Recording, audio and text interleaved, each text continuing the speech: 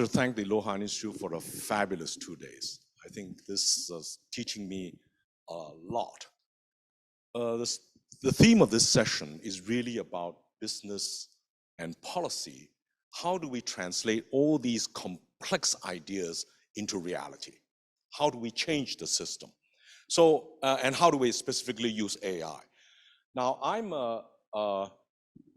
actually an amateur amongst you all. I'm not that well trained in economics, but I come from an accounting background, became a central banker, development banker, policymaker, and then I got into climate change. And then I realized the old model does not work very well in this extremely complex world as you're talking about. Now, the reason why the paradigm is very different is best described by Henry Kissinger talking about East and West, US, China. And in his book on China, he said that the United States think that every foreign policy problem has a unique optimal solution. The Chinese think that every solution brings its new problems, which is exactly about an emergent, complex, adaptive system changing within very complex adaptive systems. So here we are talking about ecosystems, platforms, networks, which Stefan talked about, atoms, and then how do atoms comprise the system and the system emerge. So let me now very quickly say this. We actually live in an interconnected, crowded planet of physical nature and expanding man consuming more and more. But as the Chinese say, man and nature are one. Actually, it's not what we think it is, which is the theory, what is the reality. And the reality we often from the West thinks as being. But actually being is becoming, it's emerging. So being and well-being and well-becoming are one. How do we change from one planet, one home, one community? And why are we alphas fighting in a burning planet, right? So the reality is complex are webs of systems within systems. It's only in theory that you actually reduce it to an atom. But as the quantum physicists found and biologists found, the more you go down to the micro, the more complex it is. It takes an extremely complex mind to understand simplicity, like what Einstein said, right? But the Chinese has always said, from nothing becomes one, one becomes two, two becomes three, three becomes 10,000 things, which is complexity. But complexity needs to be reduced. So change in the I Ching is always change, never change, and reductionism, 简易. Okay? So we're talking about very mixed complexity issues. Now, where does finance come into this? Why do we have excess finance? Excess consumption. Why are we consuming everything? If today we are on a gold standard, everything stops. We can't print money. And in fact, excess consumption comes from excess borrowing, which is borrowing resources from the future, right? So if you then think about it, a friend of mine from Sweden saw this, when nature capital rises maximum 2 to 3% per year, arithmetic growth. But an investor wants 20, 25% ROE. How do you get it? Debt. You leverage the transaction and you get this. But the system becomes debt fragile, right? So finance has everything to do because finance is the virtual side of reality. And that's where the imagination, what Martin talks about. Imagination is infinite. Physical world is finite. Imagination has zero marginal cost, almost zero marginal cost. The cost of destruction of the physical is huge. So how do we change this? The answer is we have to think systemically, and we can only act as an individual, as a community, locally. Global thinking, global things, it's too complicated. No country is large enough to deal with the global problems on its own, right? So we have a huge collective action trap. The second one, how do we act locally? The answer is bottom-up change, because the current thinking, the linear thinking, is top-down, right? It's all about power. And development is really about how we change from being to becoming. How do we emerge in the system? Now, top-down thinking is the one that's creating silos. Why do we have so many disciplines? That's exactly the Western thinking, that you must go deeper and deeper. You must break it down to the parts. But what we tend to forget, as Alvin Toffler says, we forget to put it all back together again to see whether it adds up. And very often it doesn't add up because you can't coordinate, right? The coordination costs are huge. Every government department says, you give me more money, give me more resources, I solve the problem for you. BS, they'll never solve it. The reason is that every silo adds transactions costs to the bottom part, so that the bottom part, the masses, have huge transactions costs relative to the elites, right? So the silos are really creating the huge divides that we see today. So we think in binaries. The current binary is state versus market. They completely forgot the bottom part, which is the community. In China, the word nation is a family that grows into a nation. The nation is part of families. And the world is part of nations, which is part of families. And the family is part of individuals. Okay? But what we forget is that unless we build this community, if the base community is weak, the system cannot be resilient. And the reality is that the base is now dying because of people are shooting the base like fish in a barrel, right? The concentration on the top has huge problems. So we are now moving from ego to eco. Actually, what is technology? As Brian Arthur says, technology is the build-up of knowledge to enrich, to empower the society, to be adaptive, to mitigate, to solve unseen problems, right? So it's about building an ecosystem. And what is an ecosystem? It's networks. It's networks, right? And the ecosystem is a biological way of thinking about the problem. So what do? We realize that if we have to think about the world, we need to build a one earth balance sheet. Now, the balance sheet is not the right way to think about it, because balance sheet is a stock at a point of time. Actually, it's a full financial statements. The balance sheet is very often quantitative, but it has notes to the accounts, and therefore the narrative, which the directors explain what their strategies are, etc. But we have not built a one earth balance sheet. McKinsey has already built one at the quantitative side, but it does not include intellectual property rights, human capital, and natural capital. But if we build this up from the bottom up, because the one earth balance sheet comprises the balance sheets of companies, of governments, of communities, of families, and individuals. And they're all interacting with each other. Because when I change, I transact with you through a recursive curve, recursive loop. And if I buy something from you, your balance sheet changes, my balance sheet changes. So the flow changes, right? So who are we now dealing with? We have concentrated on cities because they are concentration areas where you say cities account for 60 to 70% of the carbon emission. We must focus on the big guys. But who captures that carbon? It's the rural areas, right?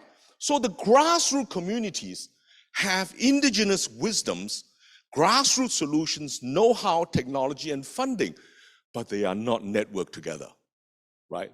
So how do we unlock the human capital, the natural capital in the grassroots community to change society, to have water security, food security, right? And so that families are happy and they become a well-being to well-becoming. So the cloud is now a solution. How do we make smart omni villages is the bottom-up solution. And I think Alibaba platforms have a great role to play in this sort of area. So now let me explain this. First of all, during the pandemic, 6 friends of myself wrote a book called Buying Time for Climate Action. The basic conclusion of the book was very simple. We had a multidisciplinary. We discovered that there was no shortage of technology to solve today's problems, except it is not available where it is needed. Number 2, there is no shortage of funding. Central banks print $9 trillion, over the last 10 years. In fact, 3 trillion in 2020 alone, right? No shortage of money. All it does at the moment is that money goes to the 1%, if not anything. So what we need is, how do we get a global creative commons of knowledge of baby boomers like ourselves who have lots of ideas together, and deliver it, curate that knowledge and funding and trust to the people at the grassroots level to empower them to change. Right time, right resources, right place. Okay, that curation was not possible before. It is now possible. Alvin Roth says, if markets fail, if state fails, it's about market design. Hayek says, the state is bad, market has self-order. He forgot that the largest bureaucracies in the world have self-order, and communities have self-order. And it's that self-order complex interaction between markets, state, and communities that change the world into this greater and greater complexity. So now, the village community is much more resilient than individuals. We have now gone into this modernity. It's about me. Ancient Asian society is about we, the collective, right? If too much me, the system breaks up. In fact, the African expression is, I become we. I become because we become, okay? I grow because my community grows. So in cities, we are finding alienation, identity crisis, right? Frustration, corruption, etc. Whereas in the villages, we actually capture carbon. We can foster and preserve biodiversity. We can create well-being, right? Small is beautiful, as Schumacher said. So now, if we think about what is the future of development, it's about growth, it is about sustainability, it's about inclusion. How do we do this? At the moment, 45% of the world's population live in the rural areas, and they are the underclass. Either they are the landed gentry, which is very small, but most of them are the underclass. They're undereducated, they have digital divide, they have health vaccine divide, and the people in the cities don't care that much about the rural areas. And you see the revolution because the rural areas are conservative. They are voting against the city elites, right? So how do we empower them for sustainability, inclusive, and well-being? This is not about sustainable development goals. Goals are too high level. When you have 17 sustainability goals, most of which are conflicting, how do you translate them into tens and millions of projects and programs? It's a practical issue. Do you design this top down or you design them bottom up? The answer must be both. So the smart villager is the one that uses technology to adapt to climate change, create jobs, and effect social justice.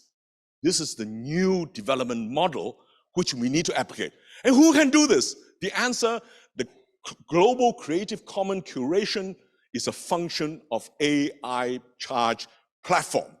Who has the data? It's at the village level, right? If we want to have change at the cultural level, at the climate level, at the biodiversity level, the villagers have that data.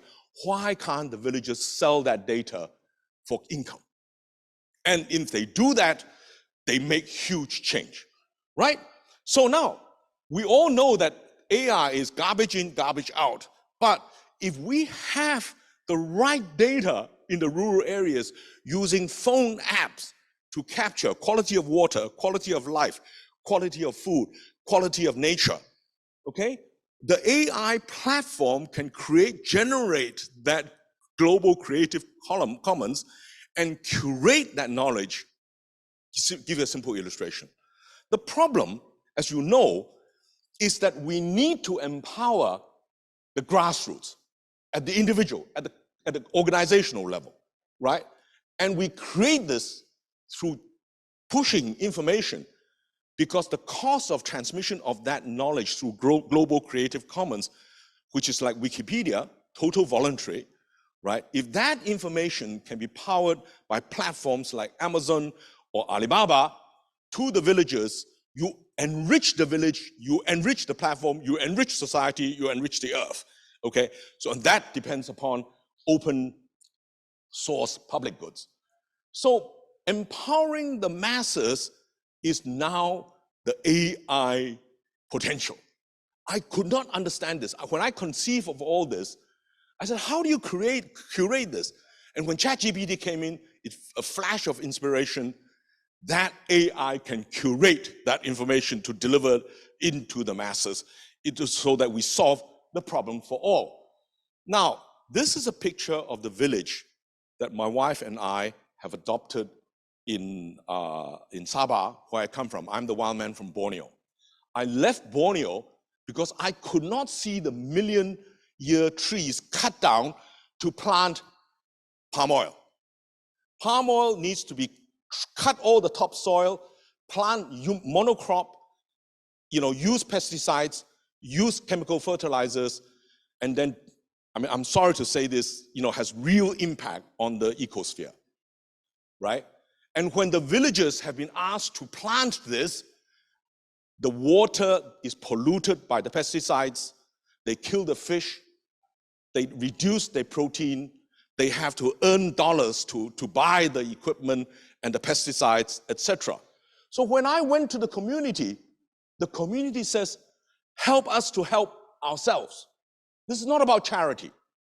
This is about how they, now just think about it. Why do my wife and I support this? We have no children. We believe in this very, I'm sorry, it's Hebrew, what a Hebrew friend told me, you must give with your warm hands and you must give back. Who are the people who will survive in a nuclear war? Answer, not the people in the cities, it's the people who live very close to nature. And this is a community of only 250,000 indigenous people that were headhunters 2 generations ago. And now they're struggling with how to live with modernity, right? So, to sum up, we actually live in open, giant, complex systems that are interacting with each other. As the father, a Caltech trained of Chinese science, Chen Xuesen, said, we are all open, giant, complex systems interacting with open, giant systems. We can do this quantitatively, but we must do it narratively, so qualitatively. So quantity and quality are one, right? Climate change is complex systems change, how we adapt. Financial systems are ecosystems. Banks are networks, right? These change intervention really needs them to adapt. And how do we balance nature, self, society? We have to think systemically, act locally, and we need to focus on well-becoming. So we need to harness AI, particularly from platforms like Alibaba, to harness the power of collective intelligence for the well-becoming of all of us. And we can do this by compiling the data, as Stefan Turner says, we get the right data, we help the villagers improve themselves, and we create well-being for society as a whole. On that note, let me thank you all very much. I have 1 minute to spare and give more time back to the panel discussion. Thank you very much indeed.